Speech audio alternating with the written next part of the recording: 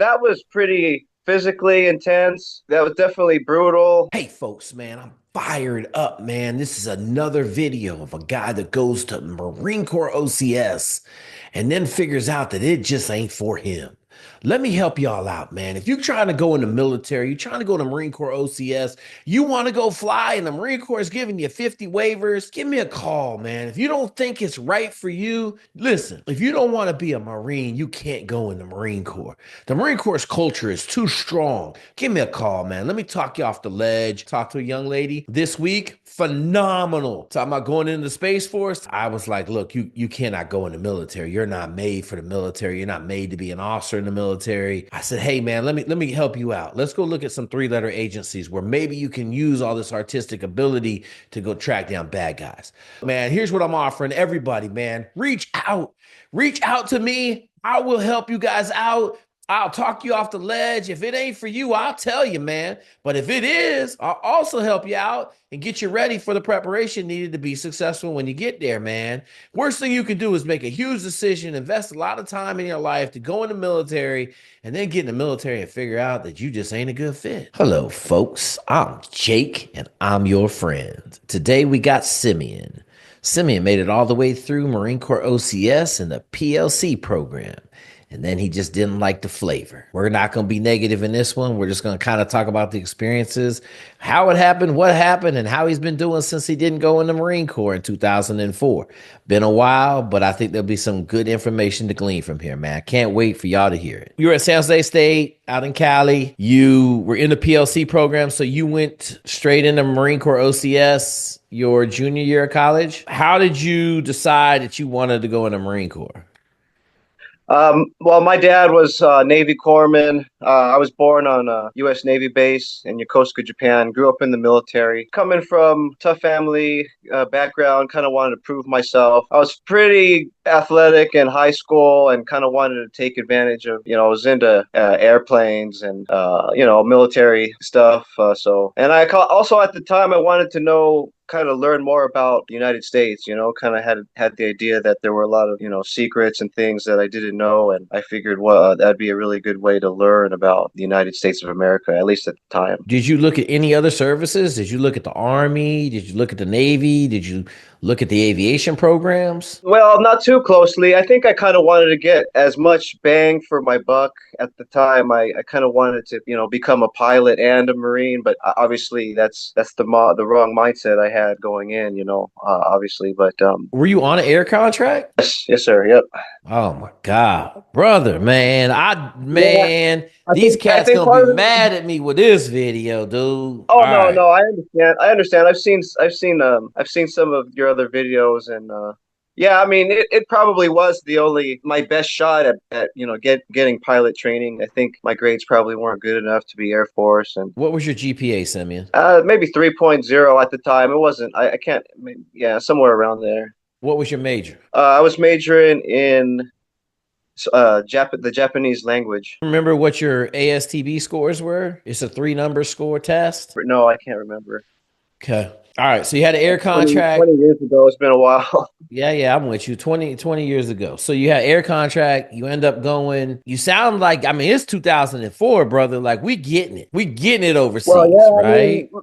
yeah, I mean, I was being from California and at San Jose State, and having gone through the PLC Juniors in 2003, I did feel a nervousness around going back for the second time. Okay, so what was the juniors part? That's what I was asking. That's what I was trying to figure out. What was the juniors part that you went to after your sophomore year? That was pretty physically intense. That was definitely brutal. 6 weeks. I might have been able to kind of, I don't want to say skate by, but maybe a little bit of skating by, and difference between the juniors and the seniors was different. It was almost like going, in doc for the first time, having gone through it already one time. It was almost that same effect. Yeah, just getting on the airplane for the second time, flying across the country and seeing all the states. A long flight from San Jose to Washington D.C. and my dad wished me goodbye. He showed up at the airport, didn't really have much to say, but I could tell he was nervous for me. I wasn't really following the details of the Iraq War at the time like I should have, and I really should have been following those details because I was practically a Marine going in, or not quite yet, but I should have been more of that mindset. And so I really wasn't aware of how serious it was. Felt that energy, going past the Pentagon on the bus. They're yelling at us, in the airport already, just before we even get out of the doors of the airport. And then, yeah, I mean, this the whole bus ride's dead quiet. And yeah, I mean, it was pretty nerve wracking. Yeah, it was pretty scary.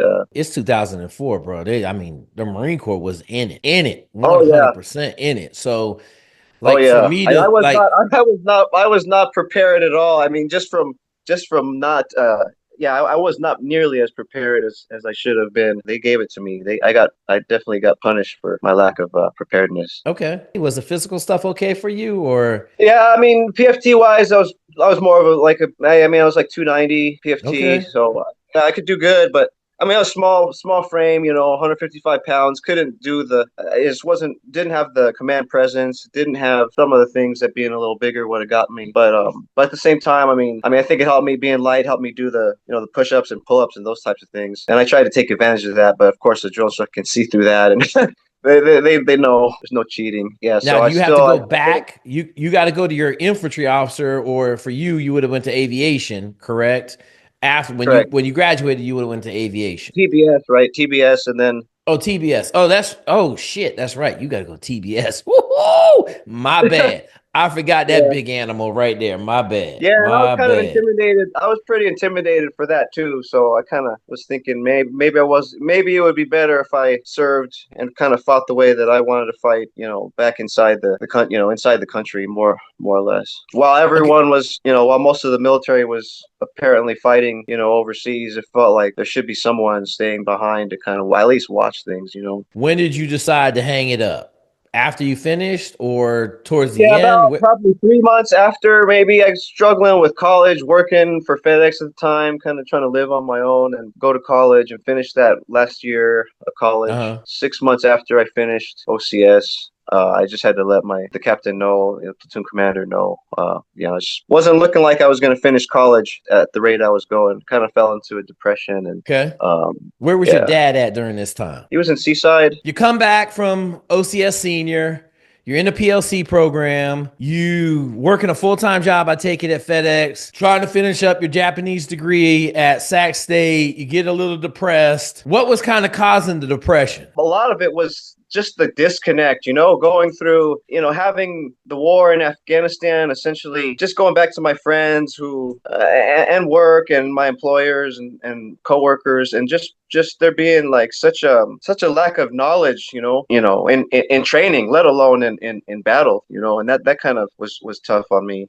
Just not really Were, having anyone to kind of really talk to or relate to. No, were they negative about you joining the Marine Corps and going to not fly, negative, or? well, not negative, but probably Who cares? I think my Gotcha. dad was probably the only one I could have really talked these things through with, but I just didn't have that relationship with him at the time. So yeah, Okay. I Did didn't you? really have much of a support system, I think. Yeah, that's a big deal now. It's a big deal. It's a Right. hard thing to just assess into the Marine Corps aviation and without any support or knowledge. Like, yeah, that ain't gonna work real well. Okay, so educationally, did you end up finishing school? I did, but not until 2013. Went into car sales after that, for briefly. But yeah, no, I can tell you about. Do you feel like you made a mistake by not jumping on that aviation billet and fighting through the Marine Corps stuff? Or do you feel like that was just the way it was supposed to be? It was just the way it was meant to be. I mean, I can't say if I could be alive today. All right, and what are you doing now? Now I'm a substitute teacher for the job because I was a truck driver previously. Yeah, I grew up with a truck driver in my house, man. We had a couple years of no money. What is your number one piece of advice for somebody that's going into the military so that they don't get the pitfalls that you had? Huge part of being successful is having someone who can guide, be a guide, and really someone who can really care and spend time. And yeah, I mean, what you do, I think, is awesome. As a mentor and coach, I appreciate what you do.